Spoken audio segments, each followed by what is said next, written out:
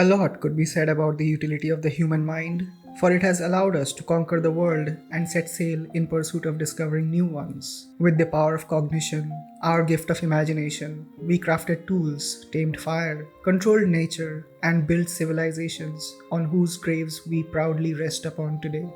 Where emotions pushed us to connect with others, to form bonds and build societies, memory allowed us to remember history so that we can learn from the past to create better days ahead. Where language helped in bridging the gap between different cultures and acquiring boundless knowledge, creativity led to the birth of everything we see around us. Things that were once considered to be mere delusions are now reality, thanks to a few brilliant minds that forever changed the trajectory of the human existence. At a time when we wield unimaginable power at the palm of our hand and think nothing of it, one must stop a while and wonder if the mind has helped us conquer the world in ways that are unimaginable. Why haven't we, as a species, been able to conquer the mind? Why are we tormented daily by our stresses, worries, and anxieties that exist not in reality but only in our imagination? Why is the instrument that serves as the man's greatest gift is also the cause of his suffering? That's because a man's greatest strength, his ability to adapt, is also his biggest weakness.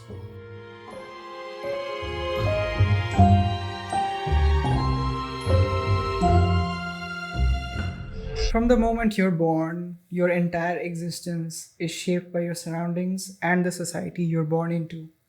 You're twisted and molded to be a person who's acceptable and useful to your family and the society at large. No matter how special or unique you think you are, no matter what your mom says about you being her precious little snowflake, you have to come to terms with the fact that you are just like most people. Your thoughts, actions, dreams, ambitions, and desires are just like 99% of people around you. And that's not necessarily a bad thing. After all, right from the caveman age, fitting in or being a part of the tribe has helped humans become who we are today in creating the world that we live in. If there's anything us humans have mastered more than anything else over hundreds and thousands of years, it is our ability to adapt. And we don't even realize it. I mean, look around you. Literally everything that's in your possession now was created to solve a problem. Right from the screen in which you're watching this video to the sofa or the bed you're resting your ass on. Everything is either a product or a byproduct of humans trying to adapt to a world that's not inherently meant for them. No matter how difficult a certain situation or an environment is, the human mind will adapt to it and make it seem normal. Having access to fast cars, airplanes, and smartphones seems normal to you. But if you somehow manage to, I don't know, go back in time and bring someone from 100 years ago, let's say, to the present day, I can guarantee that they will freak out. Okay, so why is adaptability such a double edged sword? Why is our greatest strength also our biggest weakness? That's because over a certain period of time, it can make both the good and the bad seem normal. Let me say that again. The reason our trait of adaptability is a double edged sword is because over a certain period of time, it can make us get used to both the good and the bad. Just like fish cannot see water, a child that grows up in a chaotic household cannot see the chaos. It can make you get being used to being content and fulfilled, and it can make you get used to being miserable. It can make you get used to being a king, and it can make you used to living like a peasant. It can make your freedom in all its glory and abundance feel like just another Tuesday. And it can make your state of modern day slavery feel like it's the only life that exists out there. And when I say modern day slavery, I don't mean literal slavery, where you're all tied up in chains and make to work all day. I mean slavery of the mind, being slave to the mind's conditioning that's been imposed upon by society. Throughout your life, you've been playing a part that's not of your own choosing. Your thoughts, ideas, decisions have all been heavily influenced by those around you. So if you suddenly find yourself lost, unhappy, or unmotivated to make something out of your life, the only life you have, It's likely because you're starting to wake up to the reality. That reality being that your life is not even yours, and it has likely never been. Study hard, get good grades, get a job, work hard, get married, have kids, be a good provider, buy a big house, a nice car, wear the right clothes, ask the right questions, think the right thoughts. The ideal life painted in the canvas of your mind in bright, bold colors. The model citizen that everyone should aspire to be. And you became the ideal citizen. You scratched and clawed your way to success, and yet success doesn't taste as sweet as you thought it would. Not even close. Somewhere in your journey, in the quest to make something out of your life, you became so obsessed with succeeding that you never realized that this journey was not of your own choosing. All you did throughout your life was be strong and adapt. But now you find yourself stuck in a situation from which escape seems impossible. So you live a life of quiet desperation. You go to a job you barely tolerate. You don't have any meaningful relationships. All your money is spent on frivolous pursuits, and you see no point in even trying to change anything. All you wanted while you were young was freedom, but what you got by adapting to life is the exact opposite. That, my friends, is the sad reality of the opposite side of our biggest strength.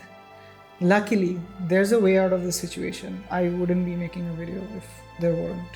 But as you'd expect, what you need to do is not easy. It might be simple, but not easy. Because very few things that are worth having in life come easy. Okay, I'm gonna give you the answer. The solution to the problem in one clear sentence. You ready? Here it goes. To make life worth living again, what you must do is the exact opposite of what you've done all throughout your life. I know it sounds comical, I know. Just like in that episode of Seinfeld where George, at the lowest point of his life, has an epiphany that to turn his life around, what he has to do is the exact opposite of what he do normally. Yes, I will do the opposite. I used to sit here and do nothing and regret it for the rest of the day. So now I will do the opposite and I will do something. That's one of the funniest episodes in the show, but there's also a lot of truth in the message. If you've adapted to changing circumstances your whole life with a smile on your face, and that has only landed you here, then what you need to do is not adapt and maybe even get angry at your life situation right now. Look at the people close to you who are tired, lonely, and unhappy, and you can pretty much have a rough idea about the choices they made that landed them there. For you to not be like them, all you have to do is make different choices. If you see your rich best friend being miserable, working 70 hours a week, to not end up like him, you have to choose a career path that doesn't require you to work 70 hours a week. If someone close to you is in a toxic relationship, let's say, with a certain type of person, all you have to do to not be in a similar relationship is take account of the red flags early on. If you know someone who's all show off, yet has little to no money in their bank account to save their life, you have to choose to not be like them and prioritize savings. It is that simple.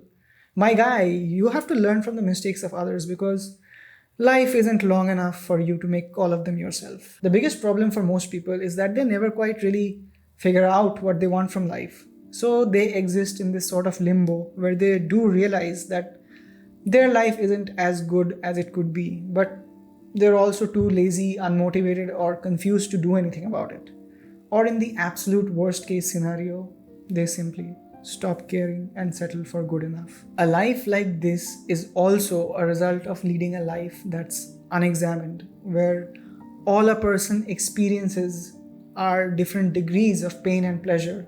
That pleasure serving as a form of escapism or a way to numb out the pain. Pain from their work, their commitments, and the drudgery of their daily life in the morning, followed by the pleasure of partying, drinking, and binge watching shows at night. Feels all too familiar? That's because that's the story of millions of people around the world. The reason living like this is so harmful is because it doesn't allow you to fully feel neither pleasure nor pain. At least not enough for you to want to change things anyway. Because the moment the pain starts to feel just a tiny bit overbearing, you resort to some form of escapism. and pleasure, seeking to numb out the pain. So, what do you do to solve this problem? The opposite of what you usually do. You let the pain engulf you. You don't immediately reach for the bottle or hit a joint or party like crazy or lose yourself in the world of fantasy through TV shows and video games. You stay sober and sit it out. You let your inner voice speak to you loud and clear. You invest serious time and energy into knowing yourself, your true self. When everyone is either seeking pleasure or trying to avoid pain, you are to become someone who rejects pleasure and embraces pain. When everyone is trying so desperately to fit in, you become an outcast. You do the things that 99% of people are not doing. You become someone who does hard things, challenges themselves. Instead of just adapting and saying everything's fine, you get mad at the situation you're in right now. You imagine the worst possible outcome of not living your life to the fullest and get scared shitless. Then get back to work. I'm sorry if you don't find any easy answers. This really isn't something you can reduce to a formula, a hack, or a 12-step program.